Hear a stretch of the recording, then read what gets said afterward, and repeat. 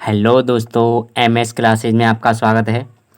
प्रश्नावली 6.2 का 7वां क्वेश्चन है कि प्रमेय 6.1 का प्रयोग करते हुए सिद्ध कीजिए कि एक त्रिभुज की एक भुजा के मध्य बिंदु से होकर दूसरी भुजा के समांतर खींची गई तीसरी भुजा को समद्विभाजित करती है। आगे बोला है कि याद कीजिए, आप इसे कक्षा 9th में हल कर चुके हैं, तो सिद्ध कर चुके हैं इसे 9th में। तो बोला है एक त्रिभुज हमारा P Q A B C है कि एक भुजा के मध्य बिंदु, तो एक भुजा मान लो ये वाली है, तो इसका ये मध्य बिंदु रहा। मध्य बिंदु से होकर दूसरी भुजा के समांतर, यानी दूसरी इस भुजा के समांतर खींची गई रेखा, इस भुजा के समांतर खींची गई रेखा तीसरी भुजा को समद्विभाजित करती है, यानी इस भुजा को क्या करेगी, समद्विभाजित करेगी या नहीं, ये हमें सिद्ध करना है। तो इसे डी बिंदु मान ले रहे हैं और इसका ई बिंदु मान ले रहे हैं और इसको मिला दे रहे हैं इसे। तो इसने दिया है, हल करेंगे इसे। दिया है त्रिभुज ए बी सी में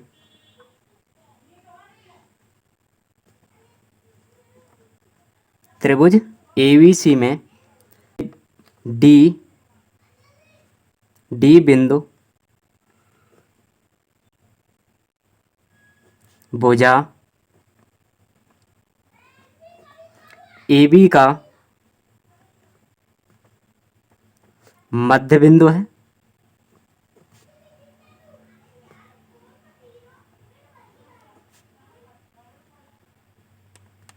त्रिभुज ए बी सी में डी बिंदु भुजा ए बी का मध्य बिंदु है।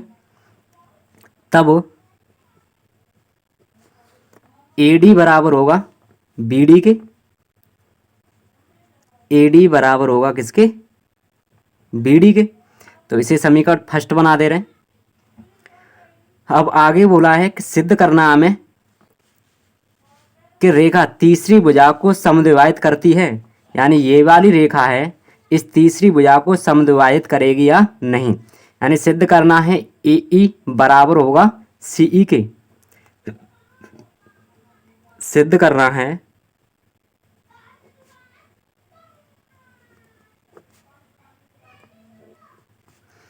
कि ए ई बराबर है सी ई के। ए ई बराबर सी ई, ये हमें सिद्ध करना है। तो सिद्ध करेंगे इसे। इसने बोला है कि एक त्रिभुज की एक भुजा के मध्य बिंदु से होकर दूसरी भुजा के समांतर खींची गई रेखा, इस भुजा के समांतर ये रेखा है, ये वाली रेखा इस भुजा के समांतर है। तो हम थेल्स प्रमेय के अनुसार जब दो भुजाएं समांतर होती हैं तो इसकी ए बी भुजा और ए सी भुजा कैसी होगी, एक ही अनुपात में होगी। तो लिखेंगे त्रिभुज ए बी सी में, त्रिभुज ए बी सी में, त्रिभुज ए बी सी में लगाएंगे तो ए डी बट्टे बी डी, ए डी बट्टा बी डी। क्यों बना रहे हैं, क्योंकि समांतर देखिए, समांतर दे रखा है डी ई समांतर है किसके, बी सी की। डी ई समांतर दे रखा है बी सी के। तो क्या होगा, ए डी बट्टा बी डी बराबर होगा ए ई बट्टे सी ई के, बराबर होगा ए ई बट्टा सी ई के। ये इसे समीकरण सेकंड बना दे रहे हैं। ये आया हमारे पास आधारभूत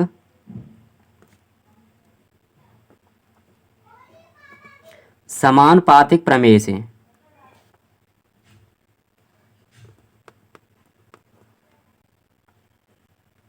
समानुपातिक प्रमेय से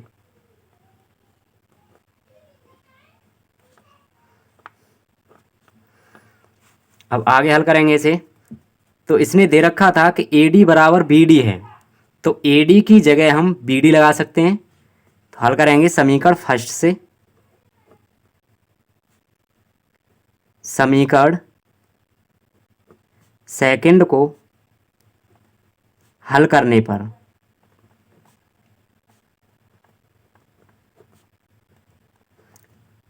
यानी फर्स्ट से सेकंड को हल करेंगे तो ए डी की जगह हम क्या लगा देंगे, बी डी। तो बी डी बट्टे बी डी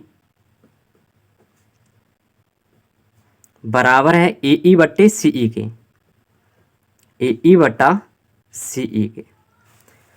अब ये बी डी से बी डी खत्म तो बचा यहाँ एक बराबर ए ई बट्टा सी ई। अब इसके बट्टे 1 मान लेंगे, क्रॉसिंग गुणा कर देंगे इसका इसमें और इसका इसमें। ए ई का एक में करेंगे तो ए ई आएगा बराबर सी ई का एक में करेंगे तो सी ई आएगा।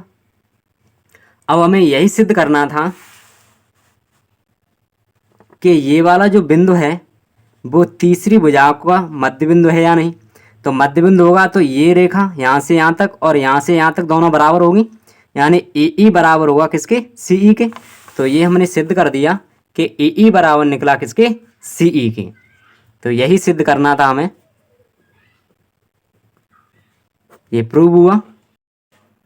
8वां प्रश्न है कि प्रमेय 6.2 का प्रयोग करते हुए सिद्ध कीजिए कि एक त्रिभुज की किन्हीं दो भुजाओं, एक त्रिभुज है ये ए बी सी, किन्हीं दो भुजाओं के मध्य बिंदु ए बी भुजा और ए सी भुजा, ये दो भुजाएं हैं, इनका मध्य बिंदु मान ले रहे हैं ये डी है और इसका मध्य बिंदु ये ई है। मध्य बिंदु को मिलाने वाली रेखा, यानी इसको मिलाने वाली रेखा तीसरी भुजा के समांतर होती है, यानी इस भुजा के समांतर होगी या नहीं, ये हमें सिद्ध करना है। तो इसने दे रखा है, हल करेंगे इसे। दिया है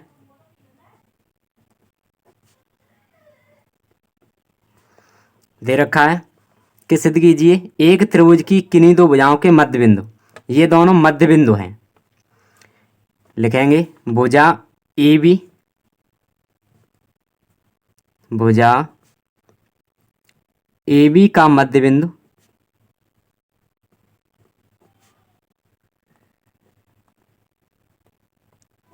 भुजा ए बी का मध्य बिंदु डी तथा भुजा ए सी का मध्य बिंदु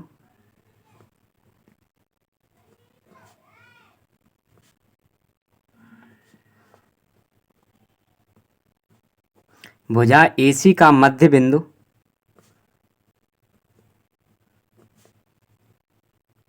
ई है।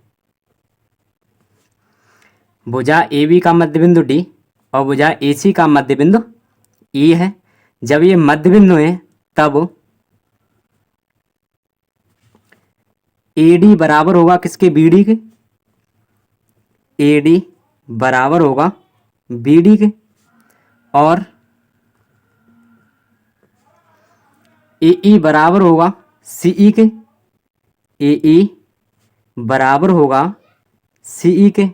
इसे समीकरण फर्स्ट बोल दे रहे हैं और इसे समीकरण सेकंड। ये चीज दे रखा है। अब हमें सिद्ध करना है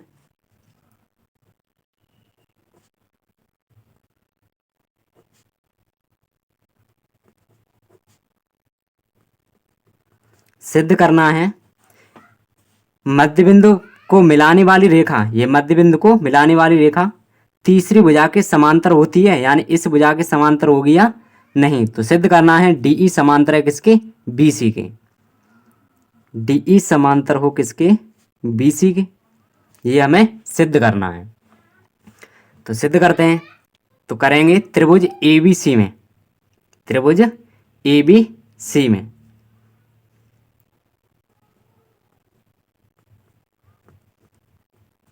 त्रिभुज ए बी सी में कर रहे हैं। अब समीकरण फर्स्ट से हल करेंगे, समीकरण फर्स्ट से।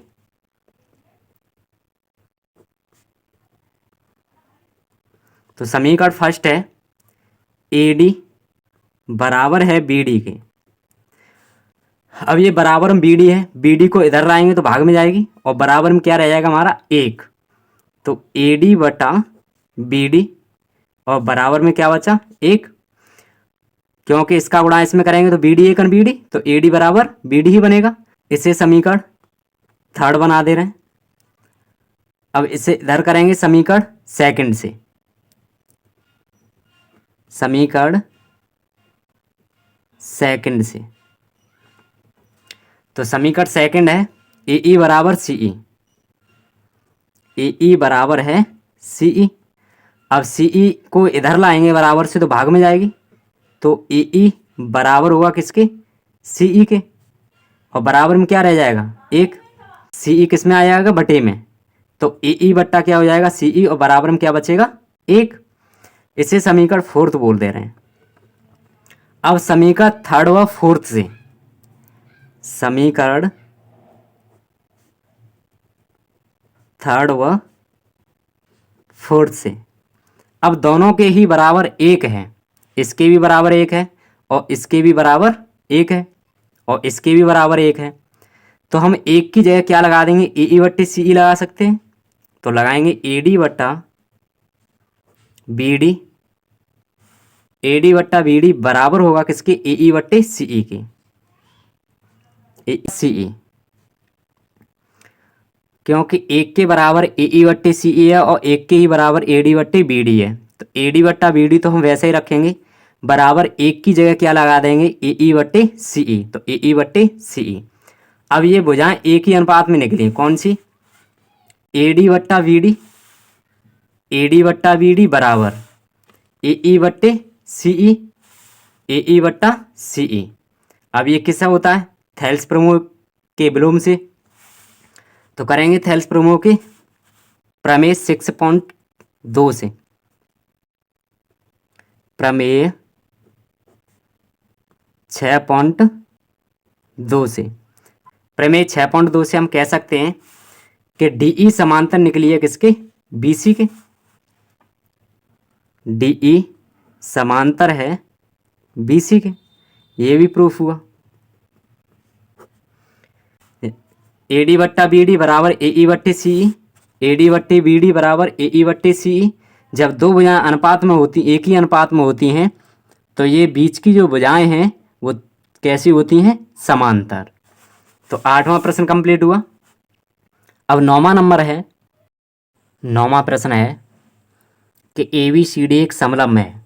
ये ए बी सी डी क्या है, एक समलंब है, जिसमें ए बी समांतर है डी सी के, यानी ए बी ये वाली भुजा समांतर है किसके, डी सी के, इस वाली के, तथा इसके विकर्ण परस्पर ओ बिंदु पर प्रतिच्छेद करते हैं। ये विकर्ण है हमारे बी डी और ए सी, ये किस पे प्रतिच्छेद कर रहे हैं, ओ बिंदु पर प्रतिच्छेद करते हैं। हमें सिद्ध करना है कि ए ओ बट्टे बी ओ, ओ ए बट्टे बी ओ बराबर होना चाहिए सी ओ बट्टे डी ओ के, यानी सी ओ बट्टे डी ओ के, ये हमें सिद्ध करना है। तो हल करेंगे इसे, दिया है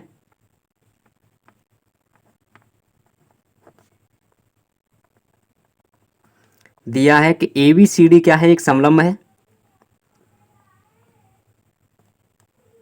ए बी सी डी एक समलंब है,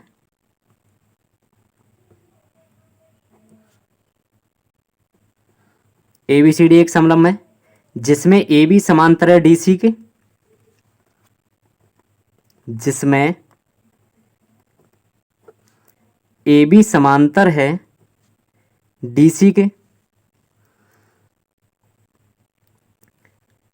और इसके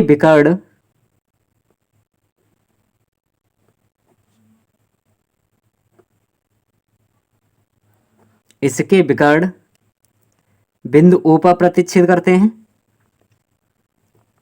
परस्पर बिंदु ओ पर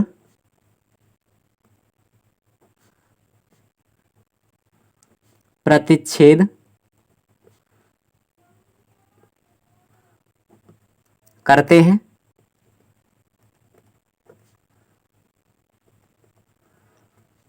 इतना दे रखा है और सिद्ध करना है हमें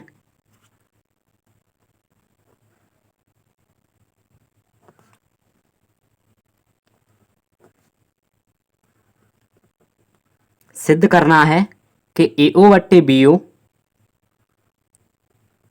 ए ओ बट्टे बी ओ बराबर सी ओ बट्टे डी ओ के, इतना हमें सिद्ध करना है। तो सिद्ध करेंगे तो सबसे पहले इसमें रचना करनी है हमें। तो रचना क्या करेंगे,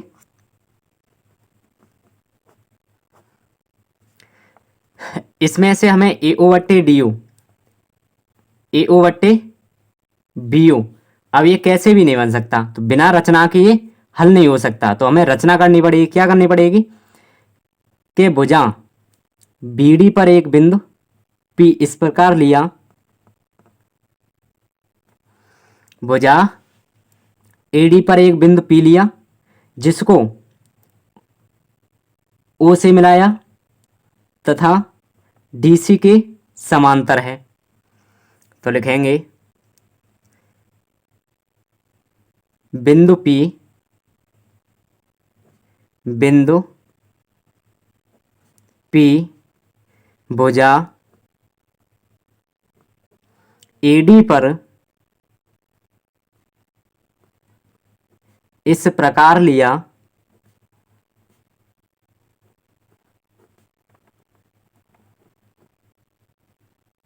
इस प्रकार लिया कि पीओ भुजा डीसी के समांतर है, पीओ भुजा डीसी के समांतर है।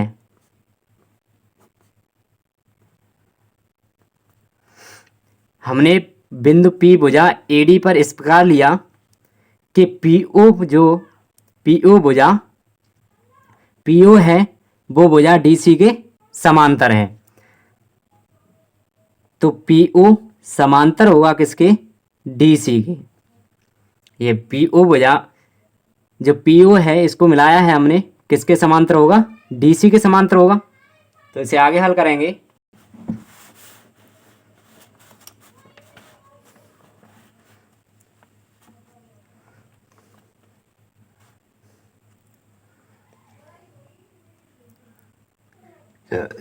जब ये इसके समांतर है तो इसके भी समांतर होगा भुजा ए बी के, क्योंकि जो ए बी भुजा थी वो डी सी के समांतर थी, ये वाली ये दोनों समांतर थी। जब ये भुजा इसके समांतर है तो ये वाला पी ओ है वो समांतर होगा ए बी के। तब ए बी समांतर है किसके, डी सी के, और डी सी समांतर किसके है, पी ओ के। जब ये समांतर निकले तो ये त्रिभुज लेंगे, ये भुजा इस भुजा के समांतर है, तो त्रिभुज बना हमारे पास ए डी सी में, त्रिभुज ए डी सी में, क्योंकि ये और ये कैसी हैं, समांतर हैं। तो लिखेंगे त्रिभुज ए डी सी में, त्रिभुज ए डी सी में ले रहे हैं तो क्या होगा, थेल्स प्रमेय से हल करेंगे। जब भुजाएं दो भुजाएं समांतर होती हैं तो ये भुजा कैसी होंगी, अनुपात में। तो कह सकते हैं, लिखेंगे ए पी बट्टे पी डी,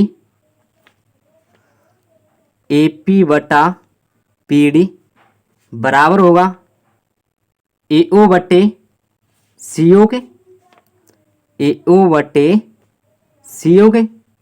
ये किससे आया, समीकरण फर्स्ट बोल देंगे, और ये प्रमेय है आधारभूत समानुपातिक प्रमेय।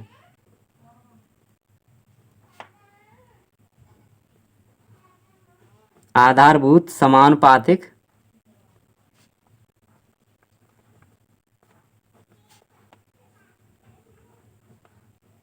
प्रमेय है ये। अब आगे, अब ये भुजा इसके समांतर है तो ये त्रिभुज बना ए बी डी, त्रिभुज ए बी डी में लेंगे।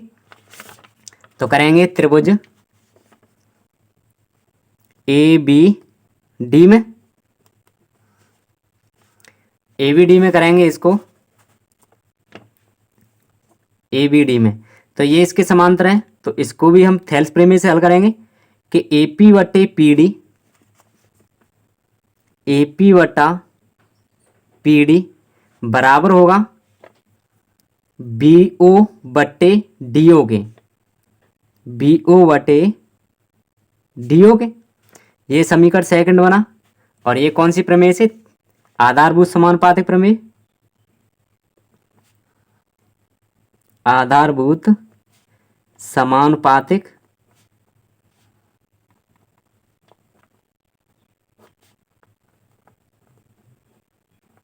प्रमेय से। अब समीकरण फर्स्ट और सेकंड से हल करेंगे इसे।